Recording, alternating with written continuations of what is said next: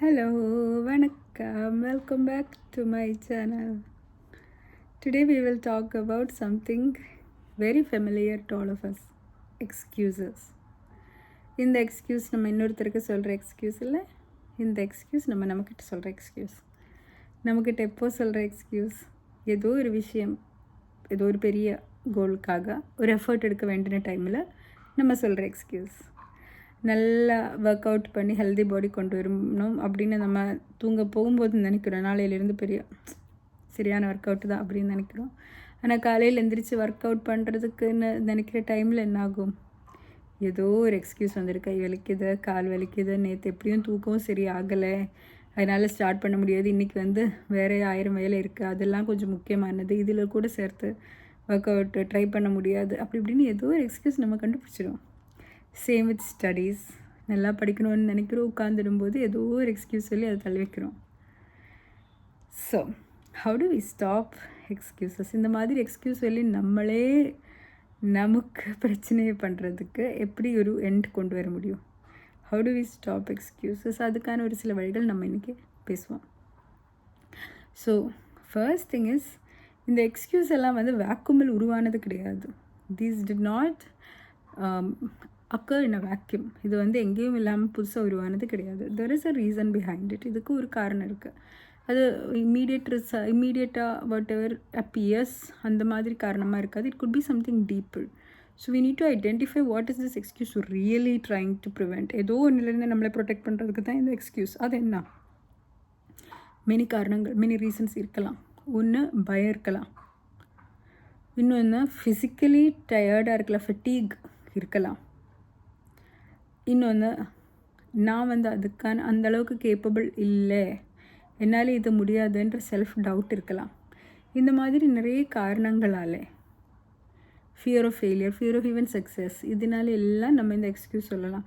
So first step will be to identify எத்தனால நான் இது உண்மையில் எத்துக்காக இப்போ இந்த எக்ஸ்கியூஸ் சொல்கிறேன், இப்போ இது நான் பண்ணாமல் இருக்கிறதுக்கு என்ன காரணம், what is the real reason behind அப்படின்னு நம்ம ஜெனுவினாக ஆனஸ்ட்டாக உட்காந்து யோசித்தா you will find it. Once you know the real reason, then this excuse will lose its power over us. Excuse-க்குன்னு இருக்கிற power it will go away. Then we know that we have to address this real reason first. அப்போ நம்ம அதுக்குன்னு ஒரு முயற்சி எடுக்கும். இன்னொரு விஷயம், நமக்கு நம்ம எக்ஸ்கியூஸ் சொல்லும்போது one reason why we can use to counter it. அது என்னென்னா, இந்த வை, எதுக்காக நம்ம இதுக்குன்னு ஆரம்பித்தோம், வாட் இஸ் த ரீசன், எதுக்குன்னு ஆரம்பித்தோம். நம்மளோட பர்பஸ் ரொம்ப ரொம்ப ரொம்ப தெளிவாக கிளியராக இருந்தால் நம்மளுக்கு இந்த கஷ்டப்படுறதுக்கு ஒரு அர்த்தம் இருக்குதுன்னு தோணும். ஆனால் பர்பஸ் நமக்கு அந்த கிளாரிட்டி இல்லைன்னா கஷ்டப்படுறது ஒரு அப்படின்னே தோணும். So it is very important to be clear. இந்த மாதிரி எக்ஸ்கியூஸ் வரும்போது திங்க், இது சரியாக வரும்போது ஹவ் ஐ வில் ஃபீல், இது நல்லா நான் பண்ணையில் எவ்வளோ எனக்கு சந்தோஷமாக இருக்கும், யோசிச்சு பாருங்கள் அப்படின்னு நம்மளே நமக்கு ஒரு மோட்டிவேஷன் கொடுத்து நம்ம நல்லா செய்யும்போது, when you think about நம்மளோட real motivation, real reason why we do this, that will fuel us. இன்னொரு விஷயம், தனியாக உட்காந்து ஒர்க் பண்ணுறது நிறைய டைம் கஷ்டம். ஒரு அக்கௌண்டபிலிட்டி பார்ட்னர் நம்மள மேலே செக் அவுட் பண்ணுறதுக்கும், நம்ம முடியாதுன்னு சொன்னாலும் பரவாயில்ல நீ இப்போ பண்ணு அப்படின்னு சொல்கிறதுக்கு ஒருத்தர் இருந்தாங்கன்னா கண்டிப்பாக நம்ம வேலை செய்வோம். ஃபார் எக்ஸாம்பிள், பேரண்ட்ஸ் படிங்கன்னு சொல்லி இருக்கிற வீட்டில் குழந்தைங்க படிப்பாங்க, அட்லீஸ்ட் அவங்களால முடிஞ்ச அளவுக்காவது அவங்க படிப்பாங்க. ஆனால் அப்பா அம்மா ரொம்ப ஃப்ரீயாக விட்டுற இடத்துல தே மே நாட் ஸ்டடி. இது இப்போ ஒரு 100% கேஸ் இல்லை, ஜென்ரலாக சொல்கிறேன். இதே மாதிரி நம்மளுக்கு ஒரு ஜிம்மில் போகிறாங்க, காலையில் அங்கே வெயிட் எடுக்கிறாங்க, அப்படி இருக்கும்போது ப்ரோக்ரஸ் இருக்கணும், நம்ம அங்கே போய் பார்க்கணும் அப்படின்னு இருக்கையில் நம்மளுக்கு வேறு வழியிலன்னு நம்ம போயிடுவோம். அங்கே ஒரு ட்ரெயினர் உட்காந்துருக்காரு, அவர் பார்த்துட்ருக்காரு. ஸோ அங்கே போய் ரெஸ்ட் எடுக்க முடியாது, கொஞ்சம் வெயிட் எடுக்கணும், கொஞ்சம் ட்ரெட்மில் போகணும், ஏதோ ஒன்று பண்ணிகிட்டே இருக்கணும். அவர் பார்த்துட்ருக்காருன்னா we will be more motivated to do that work. அங்கே போகிற டைம் யூஸ் பண்ணுவோம்.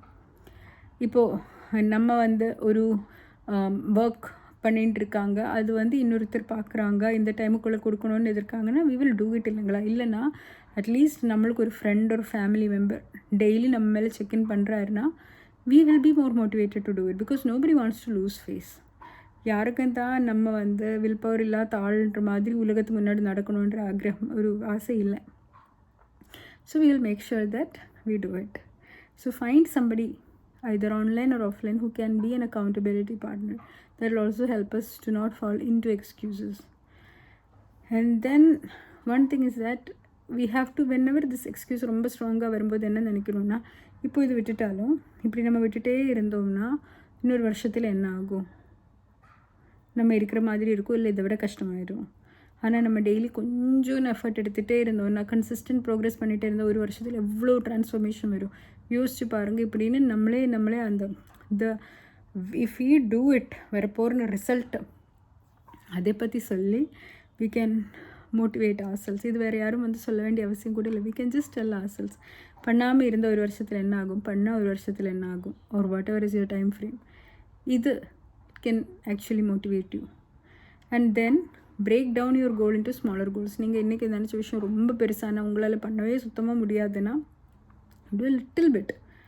எக்ஸ்கியூஸை விட நம்ம ஸ்ட்ராங்காக இருக்கணுங்கிறதுக்காக கொஞ்சம் பண்ணிடுங்க. சுத்தமாக பண்ணாமல் விடாமல் அட்லீஸ்ட் 5 minutes 10 minutes ஏதோ ஒன்று பண்ணிவிடுங்க. That will still show we are stronger than our excuses. அது கூட நமக்கு ஒரு மோட்டிவேஷன் கொடுக்கும். எவ்வளோ மோசமான நாளாக இருந்தாலும் சரி, இந்த முன்னாடி நம்ம ஒரு வீடியோவில் பேசின மாதிரி on whichever bad day you can do a little bit. கொஞ்சம் we can keep the promise, lower the bar but keep the promise. நம்ம டெய்லி பண்ணுற அளவுக்கு பண்ண முடியாதனால கூட கொஞ்சமாவது பண்ணலாம். So that we are still moving. அந்த மொமெண்டம் இருக்கும். இதுதான். These are the ways in which we can deal with excuses. Next time an excuse comes, really இதுக்கு என்ன காரணம், என்ன what am I trying to avoidன்னு நல்லா யோசிச்சு address that fear. அப்புறம் இந்த பர்ஃபெக்ஷனிசத்துக்கு போகாதீங்க. பர்ஃபெக்ஷனிசம்னா அது ஒரு ப்ரோக்ராஸ்டினேஷனில் தான் போய் சேர்ந்து அடையும். பர்ஃபெக்டாக பண்ணும்போது தான் நான் பண்ணுவேன் அப்படின்னு நினச்சா பண்ணுறதே கஷ்டமாயிடும். So it is difficult. So try your best to at least do something. பர்ஃபெக்ஷனுங்கிறது அப்புறம் வரும். ஒன்றும் பண்ணாமல் இருந்தால் எப்படியும் பர்ஃபெக்ட் ஆகாது இல்லைங்களா? Anyway is not be good.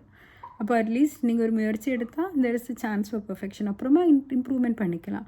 ஏன் ஃபஸ்ட் ஐட்ரேஷனில் பர்ஃபெக்ட் ஆகணும்? மாஸ்டர் பீஸ் எல்லாம் அவங்க முதலாக ஃபஸ்ட்டு டைம் எழுதின போது பர்ஃபெக்டாக இருந்ததா? இல்லை, அது ஒரு ரஃப் டிராஃப்ட் தானே. அப்புறமா அவங்க சரி பண்ணி தானே பர்ஃபெக்ட் ஆகிடுச்சு.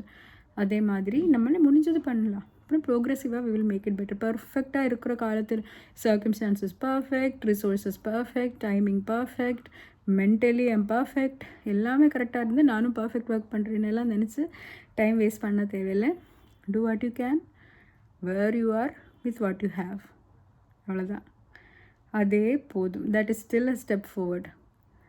நீங்கள் ஒரு இது இருக்குல்ல, நீங்கள் க்ரால் பண்ணி போனால் கூட சும்மா உட்காந்துருக்கிறவரை விட முன்னாடி போயிடுவீங்க. ஸோ சும்மா உட்காந்துருக்கிறவர் ஆகாமல் at least crawl. If you cannot run, walk. If you cannot walk, at least crawl. Still you are making progress and eventually you will reach your destination. But நீங்கள் ஒன்றுமே பண்ணாமல் உட்காந்துருந்தால் எங்கேயும் போய் சேர முடியாது. So make sure you are stronger than your excuses and accomplish whatever it is that you want to accomplish. Thank you so much for watching. Bye bye.